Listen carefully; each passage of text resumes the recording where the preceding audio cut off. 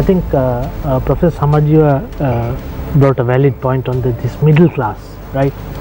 So as far as the middle class is satisfied, you won't see massive protest, right? The last year's Aragale was because middle class faced that struggle. They didn't have food, they didn't have gas, they didn't have fuel, right? And we don't see, for instance, like the last week Supreme Court ruling, right? Now, if it is in another country, people will come to the road and ask, what is the response from the government for this kind of people, right? The former leaders and the allies. We don't see public response to even for such important, Supreme Court ruling. Why is that? But you seem to be equating, I think, both of you, the kind of street protests that we saw last year. You seem to want that to continue. That seems to be the only indicator. No, I have. Right? What I'm asking is that's very stressful stuff. I don't know whether you've done it, but in my youth I've done these things. No, that's true. It's very, very difficult stuff to do.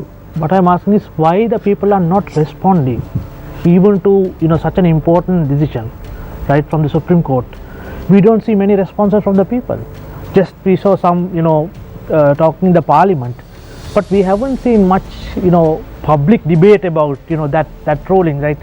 The people who are responsible for the economic crisis. Well, let me flip the question and ask, how many media platforms have been opened up for that public debate?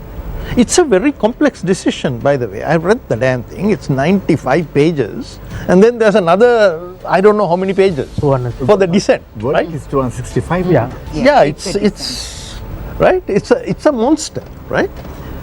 It's not easy reading, right? And again, remember, it's in English, right?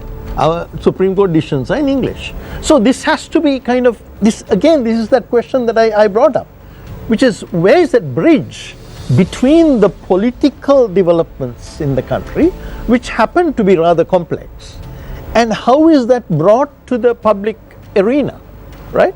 And I've been actually disappointed. I mean, I've been too busy with other things, but I've been thinking we need to engage with this. Now Mr. Mahinda Rajapaksa has given his response, formal response, and I think it's high time that other people pitch in, because there are very large issues here.